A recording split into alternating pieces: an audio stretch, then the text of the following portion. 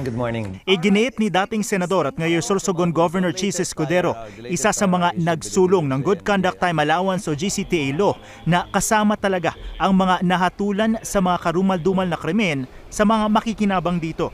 Once you are convicted, very much like the revised penal code, which did not distinguish between reclusion perpetua or life imprisonment convicts and ordinary convicts, we also did not change that. Taliwas ito sa revised implementing rules and regulations na nag-iitsapwera sa kanila.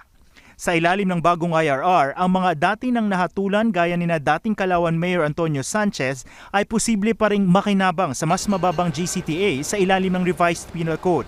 Pero ang mga nahatulan matapos may sa batas ang RA 10592 ay hindi na makikinabang. Under the old law, they will continue to earn yung small time credits given. Itong GCTA law that excludes them provides the new additional expanded benefits. Itsipwera sila dun.